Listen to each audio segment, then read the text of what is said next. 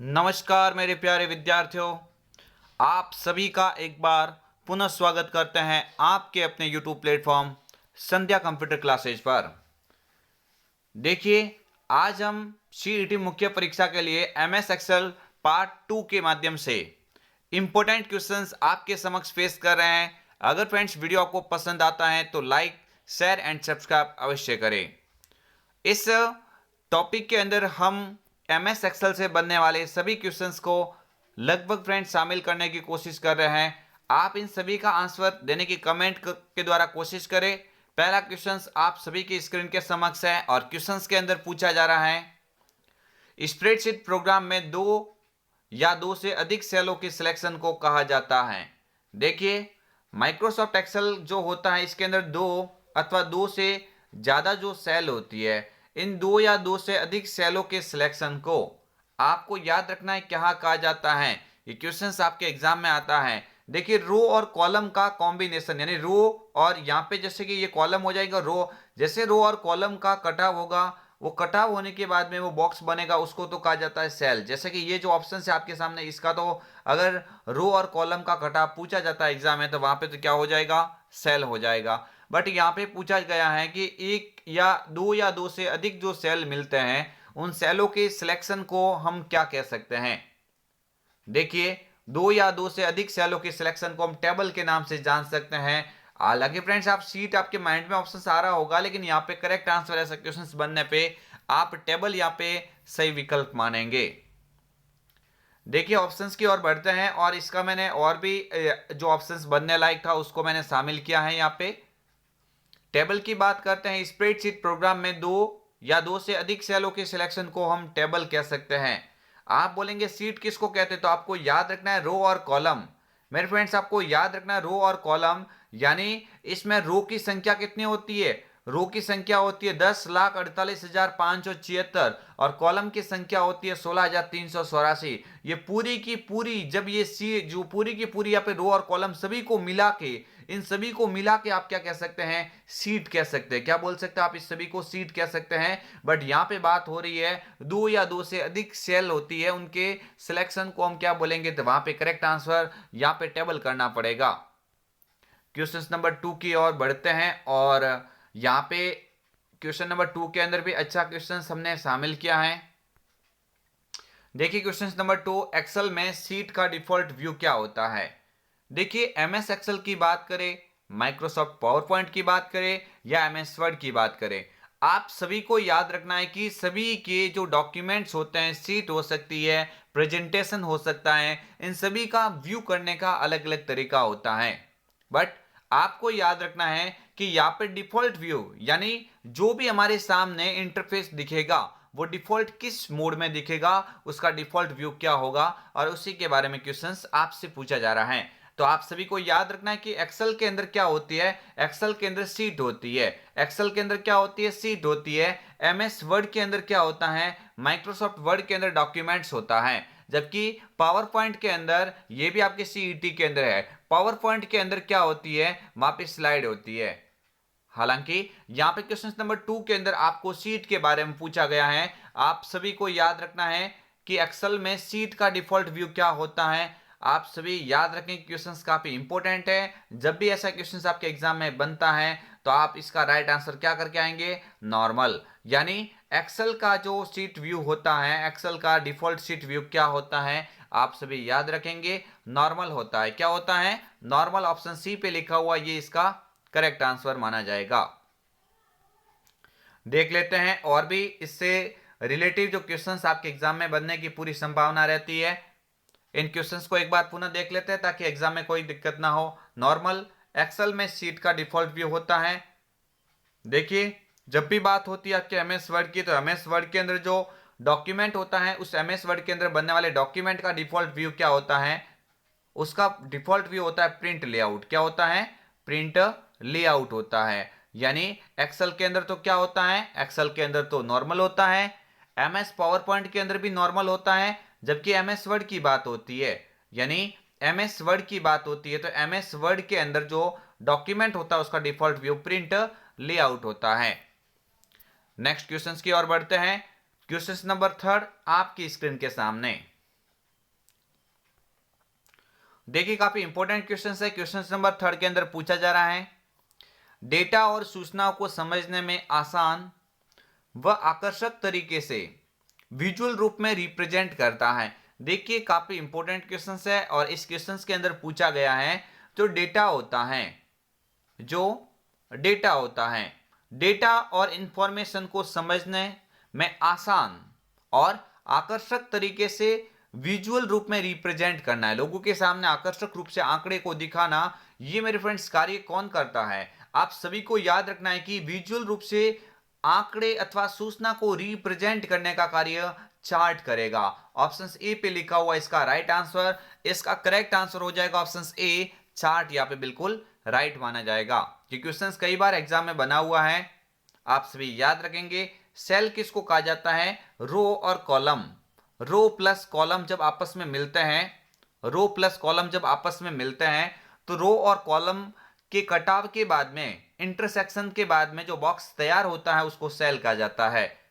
Space bar, ये भी आपको याद रखना है, कीबोर्ड की सबसे लंबी की होती है और इस की का कार्य होता है दो अक्षर या दो वर्ड के बीच में जगह रहना।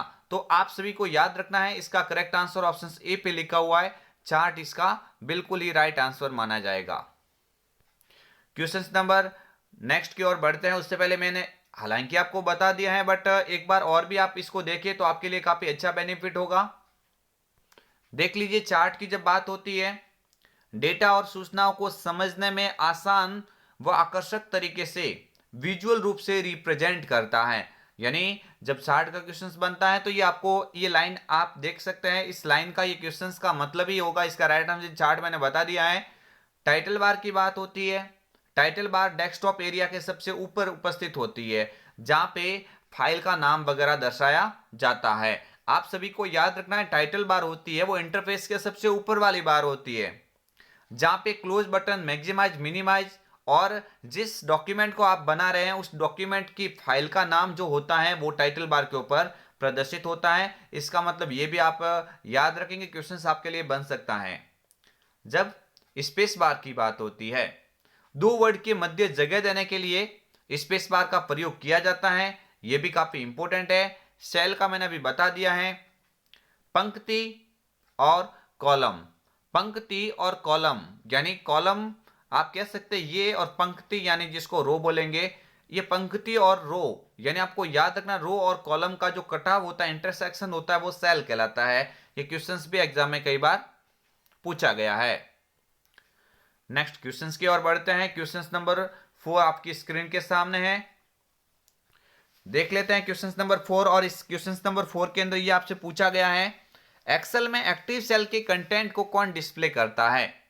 जिस सेल के ऊपर आप वर्तमान में कार्य कर रहे हैं, जिस सेल के ऊपर आप वर्तमान में कार्य कर रहे हैं, उस सेल के कंटेंट को दिखाने का कार्य कौन करता है? देखिए, जैसे मान के चलो मैं किसी सेल के अंदर, जैसे मैंने 5 को टाइप किया, तो ये 5 इस सेल का कंटेंट माना जाएगा। या फिर मान के चलिए सेल के अंदर मैंने कुछ नाम लिखा है, तो वो नाम इस सेल का कंटेंट माना जाएगा। तो ये जो सेल के अंदर लिखे गए कंटेंट को दिखाना, सेल के अंदर लिखे गए कंटेंट को दिखाना अथवा डिस्प्ले करना, ये मेरे फ्रेंड्स कार्य होता है फॉर्मूला बार का। किसका कार्य होता है? Formula bar. ऑप्शन बी पे लिखा हुआ है, ये इसका राइट आंसर माना जाएगा। जबकि सेल का पता, आप सभी को याद रखना है, सेल के एड्रेस की बात होती है, सेल एड्रेस की बात होती है, तो सेल का एड्रेस होता है, वो सेल एड्रेस आपको कहां पे दिखाई देता है? ये नेम बॉक्स अथवा इसी नेम बॉक्स का दूसरा नाम एड्रेस बार भी होता है। देखिए यहां पे करेक्ट आंसर ऑप्शन बी पे लिखा हुआ है, फॉर्मूला बार इसका राइट आंसर माना जाएगा। नेक्स्ट बढ़ते हैं। इससे पहले एक बार और भी पुनः इसको देख लेते हैं, ताकि ऑप्शंस जब भी आपके एग्जाम में ये रिपीट हो जाए तो आपको कोई डाउट ना हो। फॉर्मूला बार की बात होती है आपके एग्जाम में, तो एक्सेल के अंदर जो एक्टिव सेल होती है, जिस सेल के ऊपर वर्तमान में कार्य किया जा रहा है, उसके कंटेंट को डिस्प्ले करने का कार्य फॉर्मूला बार करती है। यूजर जो भी फॉर्मूला तैयार करता है, जो फॉर्मूला टाइप करता है, वो फॉर्मूला बार के अंदर दिखाई देता है। नेम बॉक्स की जब बात होती है तो फॉर्मूला बार के बाईं ओर दिखाई देता है। ये भी आप याद रखेंगे, आपके एग्जाम के हिसाब से काफी इंपॉर्टेंट है। नेक्स्ट क्वेश्चंस की ओर बढ़ते हैं। क्वेश्चंस नंबर 5 आपकी स्क्रीन के सामने है, वर्कशीट के डेटा का एक विशेष क्रम में आयोजन करना क्या कहलाता है? देखिए, जो वर्कशीट होती है, आप सभी को याद रखना है कि वर्कशीट के अंदर क्या होता है। वर्कशीट के अंदर देखिए, ये जैसे मान के चलो कॉलम है और ये कॉलम के बाद में ये रो होती है। आप सभी को याद रखना है, कॉलम और रो जब आपस में मिलती हैं तो बनने वाला बॉक्स सेल कहलाता है। आई होप आप सभी ने ये पहले मेरे से पढ़ लिया है, लेकिन आपको याद रखना है कि ये जो पूरी की पूरी जो बनने वाली जो आपके सामने एक लंबी जो एक टेबल्स दिखती है, सीट दिखती है, इसको सीट कहा जाता है।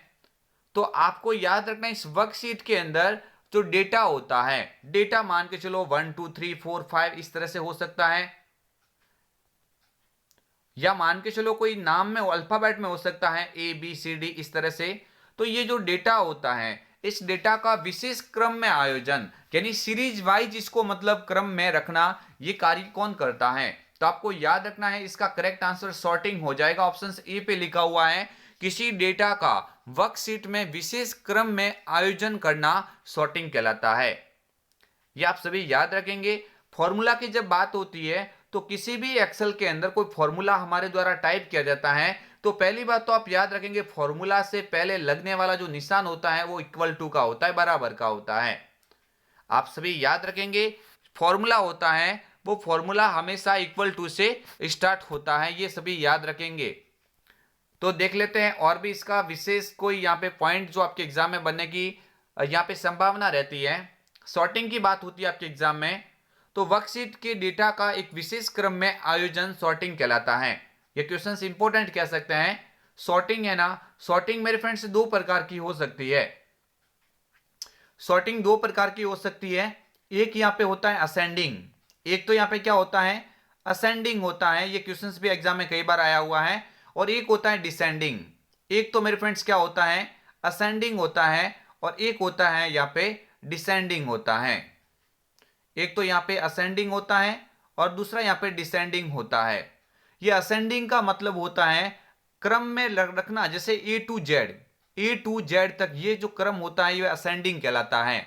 जबकि जेड टू ए यानी उल्टा क्रम होता है, जेड टू ए होता है, ये जेड टू ए वाला क्रम क्या कहलाता है डिसेंडिंग कहलाता है। ये सॉर्टिंग के दो टाइप्स होते हैं, सॉर्टिंग या सॉर्ट दो प्रकार के होते हैं, असेंडिंग और डिसेंडिंग। असेंडिंग का मतलब होता है किसी विशेष क्रम को बढ़ते हुए क्रम में अगर मेरे फ्रेंड्स आपको रखना है तो यहाँ पे असेंडिंग का उपयोग करेंगे, जबकि घटते हुए क्रम में आपको रखना है तो हम डिसेंडिंग का उपयोग करेंगे। तो ये भी आपको याद रखना है, आरोही अवरोही कह सकते हैं। ये सॉर्टिंग के दो प्रकार होते हैं, असेंडिंग और डिसेंडिंग। नेक्स्ट क्वेश्चंस की ओर बढ़ते हैं। क्वेश्चंस नंबर 6 आपकी स्क्रीन के सामने। क्वेश्चंस काफी इंपॉर्टेंट है, देख सकते हैं, और क्वेश्चंस कई बार आपके एग्जाम में हूबहू देखने को मिल सकता है। ये क्वेश्चंस काफी इंपॉर्टेंट है। क्वेश्चंस नंबर 6 के अंदर पूछा जा रहा है, एक क्राइटेरिया के मिलने पर मैच करते हुए आइटम्स की गणना कौन करता है? एक क्राइटेरिया के मिलने पर मैच करते हुए आइटम्स की गणना कौन करता है? तो ये सभी फॉर्मूले फंक्शंस होते हैं। अगर मान के चलो सिंपली आपको गणना करने की बात होती है, कोई आपके ऑप्शंस में नहीं पूछा गया है और कोई भी गणना करना चाहते हैं तो यहाँ पे तो आप बोलेंगे इसका करेक्ट आंसर यहाँ पे काउंट करके आएंगे। जबकि यहाँ पे बोला गया है कि कोई मैच करते हुए उससे संबंधित जो रिकॉर्ड होता है उसके मैच करते हुए उसके बावजूद ये आइटम्स की गणना करने की बात होती है, तो वहां पे काउंट इफ होगा। यानी इसका करेक्ट आंसर यहाँ पे क्या हो जाएगा count if. Option A B पे लिखा हुआ है, ये इसका करेक्ट आंसर हो जाएगा। देखते हैं और भी ऑप्शंस को ताकि एग्जाम में कोई डाउट ना रहे। देख सकते हैं यहाँ पे ऑप्शंस मैंने सभी आपके समक्ष पेश किए हैं। जब काउंट इफ की बात होती है, एक क्राइटेरिया के मिलने पर मैच करते हुए आइटम्स की गणना कौन करता है? Count if. ये फ्रेंड्स क्वेश्चंस काफी इंपॉर्टेंट है। जब एमएस एक्सेल आपके ऑब्जेक्टिव या फिर आपके जो टॉपिक के अंदर दिया हुआ है तो वहां पे इस तरह के क्वेश्चंस आना आपके एग्जाम में वाजिब है। यानी ये क्वेश्चंस काफी इजी भी कह सकते हैं और इंपॉर्टेंट क्वेश्चंस भी कह सकते हैं, बट आपको याद होना चाहिए कि क्राइटेरिया के मिलने पर मैच करते हुए आइटम्स की गणना की कभी बात होती है तो काउंट इफ होगा। क्या होगा? काउंट इफ होगा। जबकि अगर सेल रेंज के अंदर जो आइटम्स होती है उनकी संख्या की गिनती करनी है तो वहां पे नॉर्मली काउंट यहाँ पे उपयोग करेंगे। राउंड की बात आती है एग्जाम में तो दी गई संख्या का एक नंबर को पूर्णांक बनाता है, जो दी गई संख्या होती है उसके किसी एक नंबर को पूर्णांक बनाना है तो पूर्णांक बनाने का कार्य राउंड करेगा। कौन करेगा? राउंड। बहुत सारे एक्सेल में फॉर्मूले होते हैं, बट आपको याद रखना कुछ एक ऐसे फॉर्मूले हैं जो आपके एग्जाम में बार बार पूछे जाते हैं, जैसे कि बराबर सम। ये सम होता है, ये किसी भी एक्सेल के अंदर जो डेटा होता है, कोई नंबर्स होते हैं, उनकी जोड़ करता है। यानी संख्याओं को जोड़ना है तो हम सम का उपयोग करेंगे। तो इस तरह के क्वेश्चंस आपको याद रखना है, एग्जाम में कई बार ये पूछे जा चुके हैं। क्वेश्चन नंबर 7 आपकी स्क्रीन के सामने है। यहां पे क्वेश्चन नंबर 7 आपकी स्क्रीन के सामने है और इस क्वेश्चन के अंदर पूछा गया है एक्सेल में पाइवोट टेबल, एक्सेल में पाइवोट टेबल का प्रयोग किया जाता है। काफी इंपॉर्टेंट है, देख सकते हैं आप एग्जाम में क्वेश्चंस। आप देखिए, आपको याद रखना है क्वेश्चन नंबर 7 को देख सकते हैं। एक्सेल में पाइवोट टेबल होता है, एक्सेल में पाइवोट टेबल का प्रयोग किसके लिए किया जाता है ये भी आप याद रखेंगे। एक्सेल के अंदर पाइवोट टेबल का उपयोग किसके लिए किया जाता है? डेटा को संक्षिप्त बनाने के लिए, डेटा को देखने के लिए, डेटा को लिखने के लिए, या उपरोक्त में से कोई नहीं। तो जो एक्सेल के अंदर कोई डेटा होता है, एक्सेल के अंदर कोई डेटा होता है, उस डेटा को संक्षिप्त बनाने के लिए आप ऑप्शन नंबर ए पे लिखा हुआ है, ये इसका करेक्ट आंसर हो जाएगा। पाइवोट टेबल का उपयोग यही होता है कि डेटा होता है उसको संक्षिप्त बनाना, उसको शॉर्ट में बनाना, संक्षिप्त बनाने का कार्य पाइवोट टेबल का होता है। ये क्वेश्चन एग्जाम में कई बार पूछा गया है, ये याद रखेंगे। हालांकि मैंने बता दिया है इंसर्ट टैब में ये उपस्थित होता है और इसका प्रयोग डेटा को संक्षिप्त बनाने के लिए किया जाता है। किसकी बात हो रही है? पाइवोट टेबल की बात हो रही है। क्वेश्चन नंबर नेक्स्ट आपकी स्क्रीन के सामने है। मैंने अच्छे से इंपॉर्टेंट क्वेश्चंस को शामिल करने की कोशिश की है, आप सभी इन क्वेश्चंस को याद रखेंगे। जब भी क्वेश्चन नंबर देखो यहाँ पे 8 के ऊपर लिखा हुआ, जब भी बात होती है वी लुकअप की, किसकी बात होती है? इंपॉर्टेंट क्वेश्चंस है। वी लुकअप फंक्शंस क्या करता है? ऐसे टेक्स्ट का पता लगाता है जिसमें वी हो, बिल्कुल ये नहीं होगा। ऑप्शन बी पे लिखा हुआ संबंधित रिकॉर्ड का पता लगाता है, सेल में टेक्स्ट का पता लगाता है, या उपरोक्त में से कोई नहीं। देखिए यहां पे आपको याद रखना है कि वी लुकअप की बात होती है तो ये सभी याद रखेंगे। ऑप्शन नंबर बी पे लिखा हुआ संबंधित रिकॉर्ड होता है, संबंधित रिकॉर्ड का पता लगाने का कार्य फंक्शंस जो वी लुकअप होता है ये इसका मेन कार्य होता है।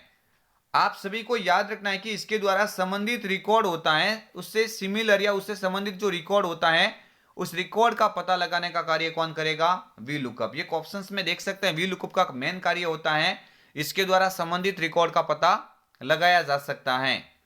नेक्स्ट क्वेश्चंस की ओर बढ़ते हैं। क्वेश्चन नंबर 9 आपकी स्क्रीन के सामने है। किसी चार्ट के ऊपर बना बॉक्स जिसमें प्रत्येक व्यक्तिगत रिकॉर्ड का नाम अंकित होता है वह क्या कहलाता है? देखिए क्वेश्चंस काफी महत्वपूर्ण है। किसी चार्ट के ऊपर बना बॉक्स, किसी चार्ट के ऊपर बना बॉक्स होता है और जिसमें प्रत्येक व्यक्तिगत रिकॉर्ड का नाम अंकित होता है वह क्या कहलाता है? सेल, टाइटल, गोल सीक या लीजेंड। तो ये आप सभी को याद रखना, क्वेश्चंस आपके एग्जाम के लिए काफी ही इंपॉर्टेंट है। ये क्वेश्चंस आपके एग्जाम के लिए काफी ही इंपॉर्टेंट है। कई बार ये क्वेश्चंस बना हुआ है कि आपकी जो चार्ट होता है उसमें किसी व्यक्तिगत रिकॉर्ड को अंकित करना, उसका नाम प्रदर्शित करने का कार्य लीजेंड करेगा। कौन करेगा? ऑप्शन डी पे लिखा हुआ लीजेंड इसका करेक्ट आंसर हो जाएगा। देखते हैं मेरे फ्रेंड्स और भी। यहां पे आपको याद रखना है कि जब बात होती है लीजेंड की तो किसी चार्ट के ऊपर बना बॉक्स होता है और जिसमें प्रत्येक व्यक्तिगत जो रिकॉर्ड होता है, जैसे नाम हो सकता है, वो सभी यहाँ पे अंकित होता है। ये लीजेंड का कार्य होता है। किसी भी चार्ट के ऊपर एक बॉक्स होता है और उसमें प्रत्येक व्यक्तिगत रिकॉर्ड को वो दर्शाता है। लीजेंड का मुख्य कार्य यही होता है। नेक्स्ट यहाँ पे आपकी स्क्रीन के सामने आ रहा है क्वेश्चन नंबर 10। आप सभी को याद रखना है क्वेश्चंस आज इस सेशन के अंदर भले हमने यहाँ पे शॉर्ट में लिए, लेकिन ये क्वेश्चंस 101% कई बार क्वेश्चंस एग्जाम में दिखते हैं। क्वेश्चन नंबर 10 के अंदर पूछा गया एक्सेल 2003, एक्सेल 2007, एक्सेल 2010 का क्रमशः एक्सटेंशन नेम क्या होता है? देखिए एक्सेल 2007 और एक्सेल 2010 इन सभी का तो एक ही होगा, यानी .xlsx होगा। जबकि 2003 के अंदर जो पीछे वाला x है उसको हटा दो, यानी XLS हो जाएगा। तो इस तरह का आपको क्रम बनाना है, XLS, XLSX, XLSX, यानी ऑप्शन बी पे लिखा हुआ है, ये इसका क्या हो जाएगा? करेक्ट आंसर हो जाएगा। क्वेश्चंस आपके एग्जाम में कई दफा पूछा गया है, आप सभी याद रखेंगे। एक्सेल 2010, एक्सेल 2007 और एक्सेल 2003 का क्रमशः आप एक्सटेंशन नेम 2003 का एक्सेल एस होगा, 2007 का और 2010 का एक्सेल एस होगा। DOCX ये MS वर्ड होता है मेरे फ्रेंड्स, DOCX लिखा हुआ, DOCX यानी MS वर्ड का एक्सटेंशन नेम होता है, और PPTX जो लिखा हुआ ये पावर पॉइंट का एक्सटेंशन नेम होता है। ये सभी के सभी क्वेश्चंस आपके एग्जाम के हिसाब से काफी महत्वपूर्ण थे। मैंने MS एक्सेल का टॉपिक आपके समक्ष पहले वीडियो के द्वारा पेश किया। इसके बाद में कुछ इंपॉर्टेंट क्वेश्चंस जो पीछे रह गए थे, उन क्वेश्चंस को इस सेकंड वीडियो के माध्यम से मैंने आपके समक्ष पहुंचाने की कोशिश की है।